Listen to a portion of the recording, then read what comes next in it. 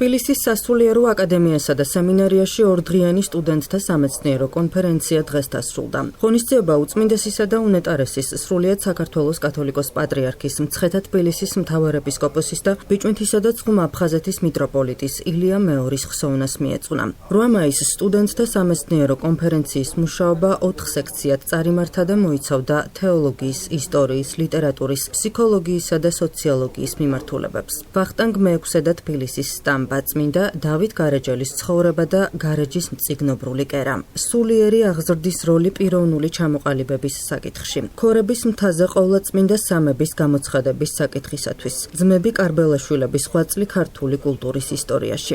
ეს იმ თემების არასრული ჩამონათვალია, რომლებზეც კონფერენციის მონაწილეებმა დღეს მოხსენებები წარმოადგინეს.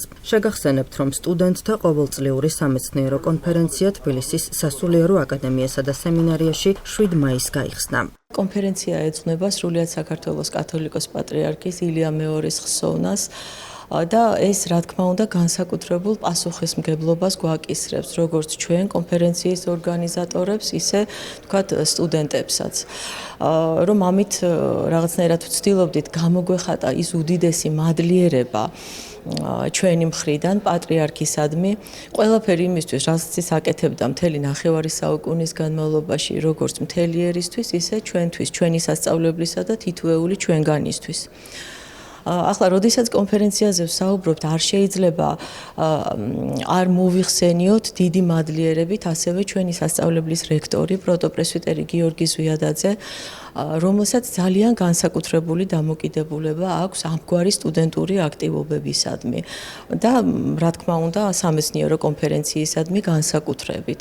ესე იგი, ის ფაქტი, რომ მამა გიორგი ყოველთვის ესწრება ამ კონფერენციას პირადად, უსმენს ამ სტუდენტებს, საჭიროების შემთხვევაში აძლევს მათ შეკითხვებს, აძლევს რჩევებს.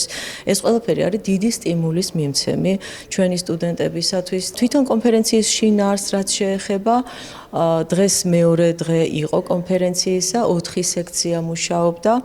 ერთი იყო თეოლოგიის სექცია, ბუნებრივია თეოლოგიის სექცია, ყოველთვის არის ჩვენი კონფერენციის მუშაობის შემადგენლობაში, იმიტომ რომ საღვთისმეტყველო მიმართულების არის ჩვენი სასწავლებელი და ბუნებრივია ამ მიმართულებით ძალიან დიდია დაინტერესება, მაგრამ გარდა ამ თეოლოგიის სექციისა, ჩვენთან იყო ლიტერატურის სექცია იმუშავა ისტორიის სექციამ, ფსიქოლოგიისა და სოციოლოგიის სექციამ და ეს, რა თქმა უნდა, არის დასტური და შედეგი იმისა, რომ რეალურად ჩვენ სასწავლებელში არა მხოლოდ საღვთისმეტყველო მიმართულების საგნები, არამედ ყველა დანარჩენი საგანიც ძალიან მაღალ დონეზე ისწავლება.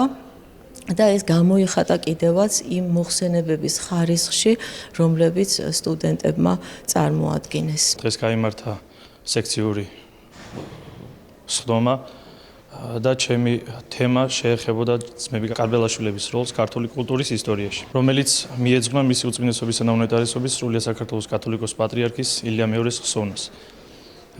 პირველ რიგში მადლობას მოვახსენებ სასულიერო აკადემიისა და სემინარიის რექტორს, ფილოლოგიის, თეოლოგიისა და პოლიტიკის მეცნიერებათა დოქტორს, პროტოპრესვიტერ გიორგი ზვიადაძეს, რადგან მომეცა საშუალება საჯაროდ გამომეხატა მადლობა და უდიდესი პატივისცემა მისი უწმინდესობის ხსოვნისადმი.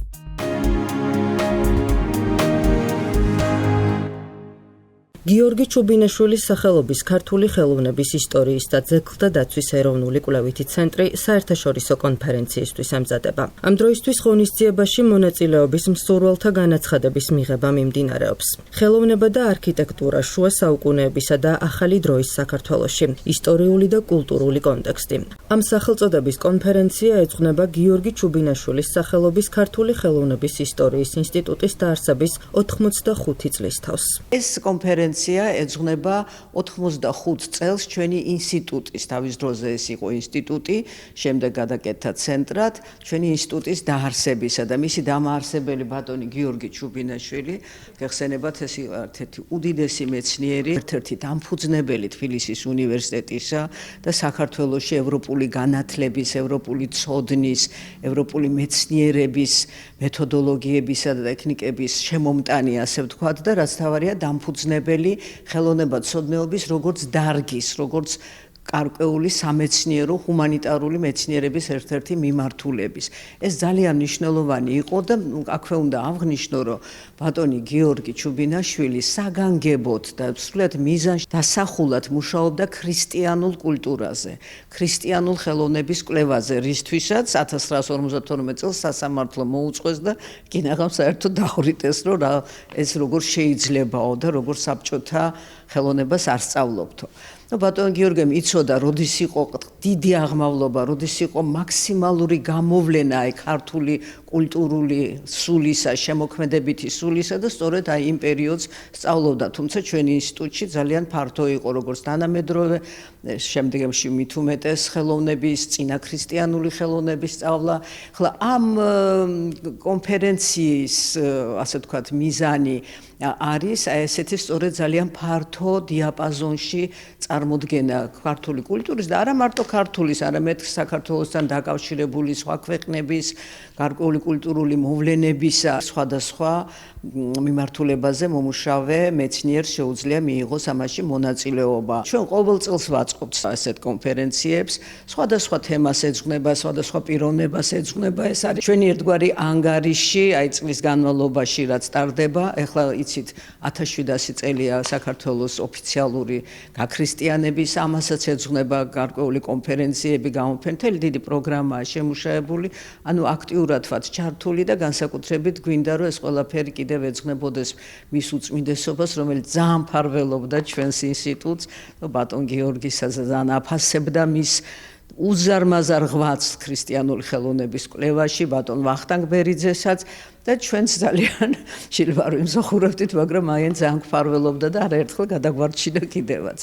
ამიტომ ეს ჩვენთვის მნიშვნელოვანია, რომ კარგად ჩატარდეს ეს კონფერენცია, სათანადო დონის მოხსენებები იყოს და ავიც იმედი გვაქვს, რომ ეს სწორედ ასე ჩატარდება. შეგახსენებთ, რომ საერთაშორისო კონფერენციაში მონაწილეობის მსურველთა განაცხადების მიღება 31 მაისამდე გაგრძელდება. ღონისძიება კი თბილისში ნოემბერში გაიმართება.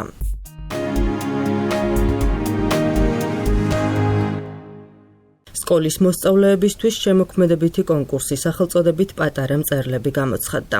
პროექტს საპატრიარქოსთან არსებული ახალგაზრდული მოძრაობა დავითიანი ახორციელებს. ამ დროისთვის ნამუშევრების მიღება მიმდინარეობს. კონკურსი განკუთვნილია მოძრაობა დავითიანის პარტნიორი სკოლებისთვის. მასში მონაწილეობის მიღება შეუძლიათ მე-7 და მე-11 კლასის სკოლის მოსწავლეებს.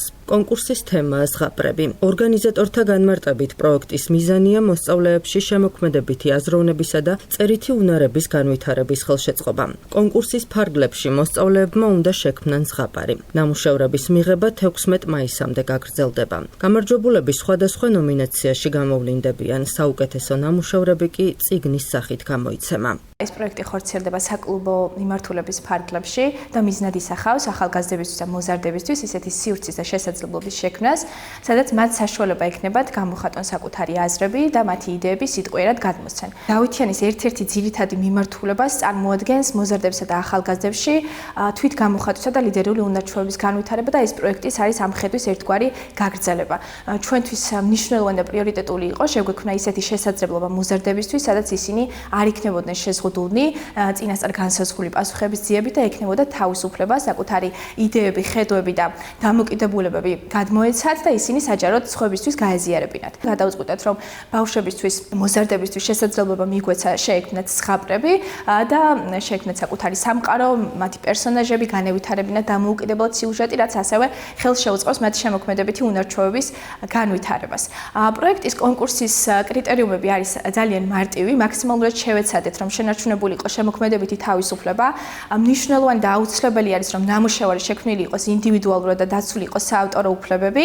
დაუშვებელი არის ხელოვნური ინტელექტის მიერ გენერირებული ტექსტების გამოყენება და მაქსიმალური მოცულობად განსაზღვრული არის 500 სიტყვა. თითოეული მოსწავლიდან მივიღებთ ინდივიდუალურ ნაშრომს, ძალიან დიდი ემოციებით ველოდებით ამ მომენტს და ძალიან გვინდა, რომ ბავშვებს ხელი შეეწყოთ საკუთარი აზროვნების განვითარებაში, თვითგამოხატვაში. ვაპირებთ, რომ ეს პროექტი გავაგრძელოთ მომავალშიც და სისტემატურ სახე მივცეთ და დაახლოებით მაისის ბოლოს გამოვავლენთ გამარჯვებულს პროექტის.